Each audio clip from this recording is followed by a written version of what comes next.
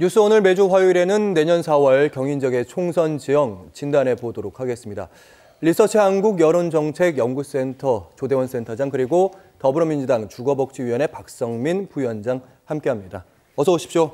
안녕하세요. 네, 오늘 고양시 저희가 살펴볼 텐데요. 여기에 대해 자유로운 의견 받도록 하겠습니다. 고양갑부터 저희가 가보도록 하겠습니다. 고양갑은 심상정 의원이 오랫동안 이 지역에서 터줏대감 노릇을 해왔는데 이번엔 쉽지 않아 보입니다. 예, 고양시 갑선거구는 그 덕양갑으로 시작된 2000년 이후 총 8번의 국회의원 선거에서 2008년 한나라당이 딱 한 번 승리한 것 제외하고는 7번을 진보 정당들이 승리를 한 곳입니다. 예. 뭐 그중에는 유시민 작가가 여기서 2번 승리한 또 전력이 있고요.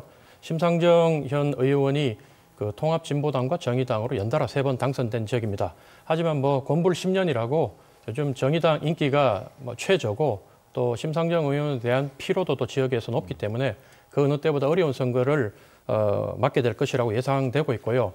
뭐 이에 반해서 민주당은 드디어 탈환 기회를 가졌다. 뭐 이렇게 생각을 하고 원래는 여기서 민주당 후보가 아예 출전을 안 하는 경우들도 아니요. 있었잖아요. 민주당이 나와도 3자 구도에서도 정의당이 승리할 정도로 이 지역은 진보 성향이 아주 강한 지역입니다. 예. 예, 그래서 실제로 지난 2020년 총선에서도 3당이 다 후보를 냈는데 아주 근소한 차이로 심상정 의원이 1등을 했고 미래통합당이 2등, 그다음에 민주당이 3등을 했죠.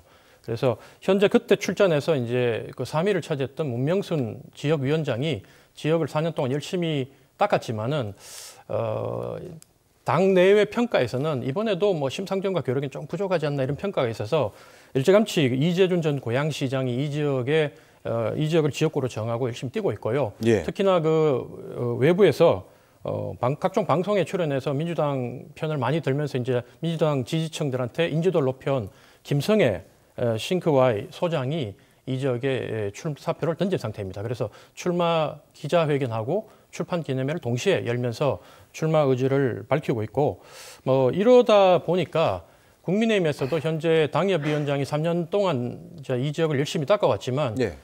기초의원 출신이고 뭐 그러다 보니까 이번에도 후보의 인물 경쟁력이 처지면 지난번과 같이 또 2등 하는 거 아니냐 뭐 이런 우려가 여당 지지층 사이에 있다 보니까 이제 이름이 나오는 게 원희룡. 그래서 원희룡 정도 나오면 이번에 이길 수 있다는 지역 내 평가가 있고 그리고 실제로 여론조사를 돌려보니까 원희룡 장관을 넣으니까 여기 민주당의 그 3명의 후보 있지 않습니까? 문명순, 이재준, 김성애를 다 넣으니까 뭐 1등을 하기도 하고 근소한 차로 2등을 하기도 하고 그래서 지역 내에서는 상당히 여권 지지층에서 이번에는 한번 이겨볼 수 있지 않나 이런 기대를 하고 있는 상황입니다. 네, 원희룡 장관 전 장관 얘기 이제 출마 얘기 몸을 풀고 있다 이런 얘기 듣다 보니까 뭐 고양감 얘기도 나오고 있고요. 그리고 개항을 출마를 할 수도 있다 뭐 이런 이야기들도 있는데 심상정 현 의원 지켜야 되는데 원희룡 전 장관에 대해서 어금니 꽉 깨무시라 이런 얘기도 했더라고요. 네. 고양갑 같은 경우는 정의당 입장에서 보면 상당히 특별한 지역이죠. 왜냐하면 여기서 그 심상정 의원이 내리 4선을 했거든요. 내리 4선을 하고 또 그 우리나라 같이 극단의 양당 체제 안에서 소수 정당인 정의당이 수도권에서 지역구를 가지기가 쉽지 않은 상황이다. 뭐 안타깝게 돌아가신 고 노회찬 의원 정도가 이제 지역구를 수도권에서 가져가셨는데 그 한 5개월 전에 이제 국회 업무보고 때 이제 그 언론에서 국민의힘에 원희룡 장관이 고양갑에 나온다 그렇게 언론에 나왔었어요. 그때 당시에 또 심상정 의원이 나오려면 좋다. 하지만 어금니 꽉 깨물고 나와야 된다 그런 얘기가 있었고요. 또다시 또 회자된 게 또 한 2주 전에 문명순 그 민주당 지역위원장이 구태 소통관에서 이제 출마 기자회견을 하는데 여기서 이제 그 원희룡 장관에게 몸값 키우는 언론 플레이 그만하고 고양갑 총선 출마해라 이렇게 얘기를 했어요. 뭐 문명순 지역위원장은 본인이 친명이다 이런 또 얘기를 하려고 이런 부분을 얘기한 부분이고요. 원희룡 장관이 뭐 고양갑에서 직접 자기가 나오겠다고 한 적은 없어요. 근데 뭐 원희룡 장관 입장에서는 이런 언론을 좀 즐기는 것 같더라고요. 그러면서 자기가 본인이 대선 주자급이다 그런 걸 또 인식을 좀 시켜주는 거 아니나 좀 싶습니다. 그래서 아마 제가 보기에는 고양갑보다는 현재 입장에서는 뭐 국민의힘 공관위원회에서 결정해야 되겠지만 아마 개항을 해 더 방점을 찍지 않을까 그렇게 생각합니다. 네, 이번에는 고향 갑에 이어서 다른 얘기들도 좀 해보도록 하겠습니다. 어쨌든 뭐 고향 전반적으로 살펴봐도 표심을 흔들 현안들 좀 살펴보도록 하면 아무래도 현안 중에는 가장 문제 부동산 얘기를 할 수밖에 없을 거고, 그리고 일기 신도시들이 많이 몰려들 있기 때문에 현안은 뭐가 될 것인지 대충 이 정도로 잡히는 거죠? 예. 그 2주 전에 국민의힘 권순영 당협위원장이 출마 선언을 하면서 이런 얘기를 했습니다. 일할 기회가 주어진다면 불모지처럼 활용 못하고 있는 그린벨트 해지 법안과 그다음에 수도권 균형 발전을 위해서 힘썼겠다. 그리고 또 이제 다른 언론 인터뷰를 통해서도 뭘 얘기했냐면 지난 8월 예비 타당성 조사에서 탈락한 신분당성, 서북부 연장 같은 지역 현안도 반드시 해결하겠다. 이렇게 주장을 했는데 이게 사실은 이제 고향 갑 지역이 고양시 내에서도 가장 낙후된 지역으로 이렇게 인식이 되다 보니까 각종 개발 공약들을 이제 여러 후보들이 당에 관계없이 많이 내고 있는데 아이러니하게도 각 후보들이 내고 있는데 지역 주민들이 받아들이기에는 그렇다면 이 문제를 누가 가장 잘 해결할 것이냐. 이왕이면 이 정권의 실세이자 국토부 장관 출신인 원희룡이 제일 잘 해결하지 않을까. 이런 기대가 이제 여권 지지층 사이에서 이제 확산이 되고 있는 상황입니다. 그러다 보니까 인물 원희룡 의원이 이제 장관이 여기에 출마하겠다는 의사를 밝히지 않았음에도 불구하고 지역에서는 계속 그런 얘기가 돌고 있고 그걸 토대로 원희룡 장관에 대한 출마 요구가 여권 지지층 사이에서 계속 빗발치고 있는 상황입니다. 네, 구도가 안 좋은 지역이니까 인물론으로 돌파해 보겠다 이런 말씀이었던 것 같고, 자 이번에는 고향 을에 대한 내년 총선 흐름도 살펴보도록 하겠습니다. 오히려 고향 갑보다 더 많은 인사들의 이름이 쭉 거론되고 있는데요. 여기가 원래 한준호 민주당 민주당 의원의 현역입니다. 지역구. 맞습니다.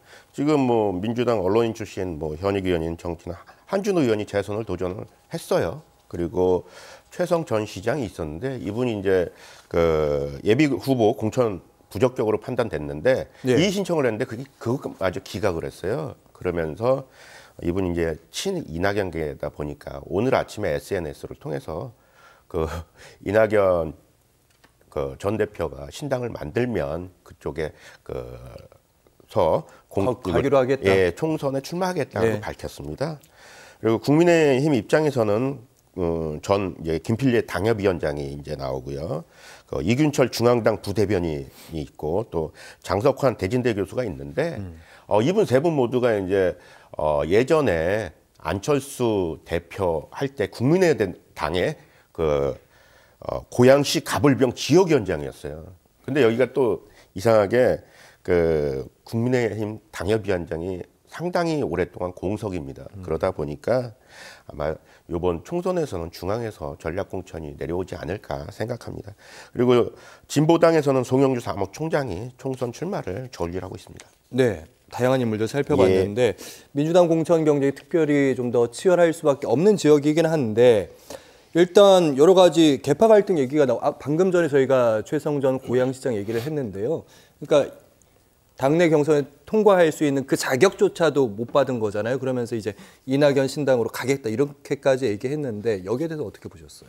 일단 그 부분에 대해서 최성 전 고양시장도 본인이 과거에 이재명 당대표하고 당내 대통령 경선에서 겨뤘던 경쟁자고 그리고 또 지난 대선 때는 이낙연 캠프에서 총괄 부본부장을 맡다 보니까 이거 정치 보복성이다 이렇게 지금 주장을 하고 있고 언론도 지금 친명 비명 간의 갈등을 띄우다 보니까 이걸 받아주는 지금 상황입니다.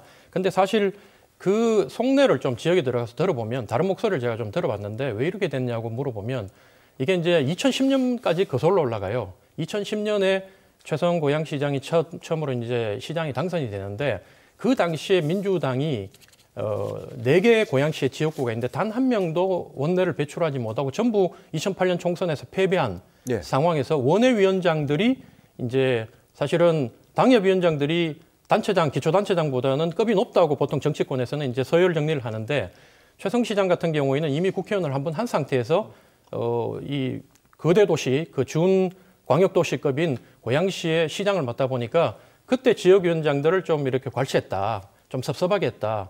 이때부터 이제 갈등이 나오면서 이게 이제 고양시의 선거 판도가 완전히 2014년부터 바뀌면서 우리가 이름 다 잘 아는 김현미 국토부 장관, 유원회 교육부 총리 이런 분들이 이제 선거에서 승승장구하면서 도리어 상황이 이제 두 사이에 위치가 역전되다 보니까 그때부터는 이제 최성 고양시장이 잘 하려고 했지만 이 두 분들이 이제 잘 받아들이지 않으면서 2018년 지방선거 때는 최성 당시에 현 시장이 그 여론조사에서도 압도적인 1등을 달리고 있었고 본인도 삼선 출마의 의지를 밝혔음에도 불구하고 지금 이번에 당에서 받았던 것처럼 당정 협력 일체 그 불응 이런 이유로 당정 협력이 안 된다는 이유로 컷오프 시켰죠. 그렇죠. 그게 지금까지 쌓여가지고 당내에서 나오는 거지 이게 오랜 민주당의 그 지역 내에 있는 당내 갈등 구조가 폭발한 거지 이게 단순히 친명 비명 간의 갈등을 보기에는 조금 이거는 성격이 다르다. 네. 이렇게 말씀드리겠습니다. 조대환 센터장님의 지금 말씀은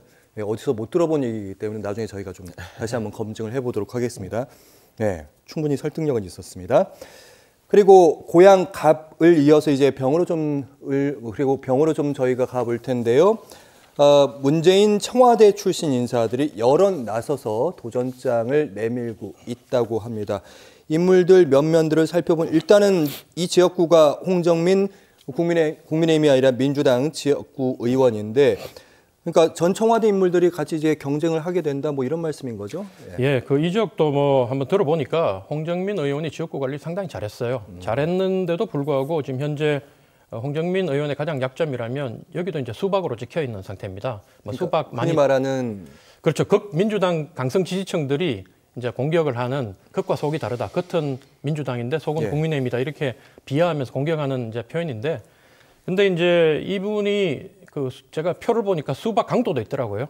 수박 강도가 5, 4, 3 이래 내려가는데 5는 뭐 예를 들어 가지고 이제 김종민, 윤영찬, 홍영표 이런 분들이 오고 수박 강도 4는 양기대, 이원욱, 뭐 조홍천 이런 분들인데 이분을 이제 수박 강도 3이라 해가지고 이제 분류를 하다 보니까 홍정민 의원이 그래도 뭐 중간 정도의 강성 지지층들한테 중간 정도의 이제 수박으로 찍히다 보니까 아직까지 그 당내에서 전직 의원들이나 아니면 현직 비례대표 의원들이 도전하는 도전 없는 상태고요. 지역 내에서 어쨌든 이분한테 많은 분들이 도전하려고 하는데 뭐 고양시 내는 대표적으로 김경희 전 경기도의원이나 역시 도의원을 거쳤던 최성원 파주 도시관광공사 사장 그리고 앵커께서 말씀하신 것처럼 민주당 그 문재인 정부 청와대에서 근무했던 경력이 있는 3명, 김재준 전 청와대 춘추관장, 이기현 전 청와대 민정비서관 출신의 일산광장 상임대표, 예. 그리고 정진경 전 청와대 행정관 이런 분들이 도전장을 낸 상태입니다. 네, 고양병 내년 총선 어떤 점이 관전 포인트인지 이 부분도 좀 짧게 좀 짚어주신다면요. 뭐 우선은 첫 번째가 민주당 내 경선이고요. 두 번째가 뭐 본선 경쟁인데 첫 번째 민주당 경선은 우리 조대원 센터장이 말씀하신 것처럼 그 문정부 때 청와대 인사 3명이 이 한 지역구에 내려와 있어요. 참 묘한 일인데 그 홍정민 의원이 어떻게 보면 그 수박이라고 해서 좀 그 경선에서 좀 약한 고리가 아닌가 해갖고 아마 민주당 인사가 좀 내려온 것 같고요. 그 또 본선에서 또 한 장의 관전 포인트를 보면 또 그 김종혁 당협위원장이 그 중앙일보 편집국장 출신입니다. 또 익숙한 얼굴이죠. 예, 익숙한 JTBC 또 앵커 출신이고요. 그러다 보니까 그 인물 지명도가 있어갖고 본선에서 어느 정도의 또 경쟁력을 가져갈지가 또 우리 주민들이 볼 수 있는 관전 포인트라고 할 수 있습니다. 네, 여기 잠깐 자료 봤더니 지난 대선에서도 그렇고 지선에서도 그렇고 고양병도 민주당의 강세 지역인가 이 부분 좀 물음표가 좀 있더라고요. 예. 자, 이번에 고양시 내년 총선 어떻게 진행될지 살펴보고 있는데 마지막으로 정 살펴보도록 하겠습니다. 뭐 다양한 인사들 역시 여기 특히 민주당의 강세 지역이다 보니까 출마설들이 나오고 있습니다. 이용우 민주당 국회의원이 지금 여기 현역 의원이고요. 예, 맞습니다. 네. 민주당 내에서는 어쨌든 이용우 현역 국회의원이 출발 기자회를 했어요. 그래서 이제 재선을 도전한다 해갖고 나온 상태고요. 김영환 전 경기도의원을 지낸 이제 고양경제사회연구 소장이 또 경선에 도전을 했습니다. 그리고 여기에 신정영 전 경기도의원 또 장철영 전 청와대 행정관이 총선 행보에 뛰어들었습니다. 그리고 국민의힘에서는 어쨌든 김연아 고양정 당협위원장이 이제 북콘서트를 하고 그 재선 도전에 나선 상태고요. 네. 여기에 이제 그 최현철 국민의힘 상근 부대변인 또 길종성 영토지킴이 독도사랑의 회장 그리고 이상동 고양시 정모직 비서실장도 뭐 출마 검토를 한다고 하는데 또 박재희 그 고양시 e스포츠 협회장이 지금 출마 검토를 하고 있습니다. 고양정은. 네. 아무래도 국민의힘에서는 이제 김연아 전 국민의힘 국회의원 비례대표였고 여기에 출마를 해서 지금 검찰 수사도 제가 알기로 예, 있기로는 맞습니다. 그런 부분들이 있기 때문에 이 부분이 관전 포인트인 것 같아요. 그 부분이 예. 어떻게 해결이 되느냐에 예. 따라서 당내 경선이 좀 달라질 것 같긴 한데. 우리 센터장님이 또 거기 고양정 지역위원장이셨습니다. 아, 그랬었어요? 예. 어떻게 돌아오고 있습니까? 예, 일단은 서구가 여기가 서구거든요. 고양정이 서구인데 일산 서구인데 이 지역이 뭐 다른 지역하고 좀 달리 진보세가 강하다고 단언할 수 없다 이렇게 주장하는 쪽도 있지만 역대 선거 결과를 찾아보면 그렇지 않습니다. 2000년 일산구 을선거구로 분구된 이후에 총 6번 선거에서 민주당이 4번 승리했고 그리고 한나라당 때 2번 승리한 게 이제 전부 다인데 예. 뭐 그렇다 보니까 상당히 어려운 지역이고요. 그리고 역대 최근 선거를 찾아봐도 2012년에 민주당이 4.6% 차이로 이겼고 2016년에는 더 격차가 벌어져서 12.5% 그리고 지난 2020년 가장 최근 선거죠. 그때는 3기 신도시 문제가 터져서 당시에 미래통합당이 봤을 때는 이번에 반드시 이긴다. 그래서 김현미 당시 국토부 장관하고 계속 각을 세워왔던 김연아 부동산 문제 전문가를 내서 네. 이번에는 우리가 이겼다고 이제 전략 공천을 했는데 결과는 뚜껑을 열어보니까 8.55%라는 큰 격차로 패했습니다. 그리고 이것도 김연아 김현미 전 국토부 장관 같이 인지도 있는 분이 아닌 이용우라고 민주당에서 역시 신인 지역에서 아무도 몰랐거든요. 그렇죠. 카카오뱅크 사장 요 정도 예. 유명 인사 정도는 거기까지 정도였는데. 이분이 그렇다고 또 몇 년 동안 지역을 이렇게 관리한 것도 아니고 바로 총선 석 달 전에 내려와가지고 그냥 무명으로 부딪혔는데 전략 공천으로. 뭐 인지도는 확실히 김연아 전 의원이 앞섰죠. 그런데도 뚜껑을 열어보니까 이렇게 큰 차이가 난 걸 보면 이게 참 쉽지 않은 지역이고 현재는 또 김연아 당협위원장이 아시는 것처럼 SH공사 사장 그 인사청문회 때 집 내채 논란하고 방금 앵커께서 말씀하신 불법 정치자금 수수 혐의로 지금 수사를 받고 있어서 연이어 이제 구설수에 오르고 있는데 만약에 국민의힘이 여기서 이제 좀 유리한 지형이었다면 뭐 반드시 중앙의 이 인지도나 그 경쟁력 있는 후보가 여기에 도전을 했을 건데 예. 아무도 지금 중앙에서는 인지도 있는 사람들이 안 내려오는 걸 보면 여전히 중앙에서도 어려운 지역으로 평가하고 있다. 뭐 이렇게 말씀드리겠습니다. 이 얘기는 좀 물론 이제 구도가 좀 어려운 것도 사실이고 현재 정권 심판론이 좀 강한 건 맞는데 그럼에도 불구하고 전략 그러니까 공약을 잘 짜면 되지 않았을까. 특히 지난번 총선 같은 경우에는 그러니까 교통 공약을 짤 때 너무 큰 공약을 내서 현실성이 좀 떨어진다 이런 지적을 받으면서 오히려 민주당 후보들이 세밀한 교통 공약을 냈으면 그 부분이 좀 더 먹혔던 게 아니냐 이런 얘기들도 좀 있었거든요.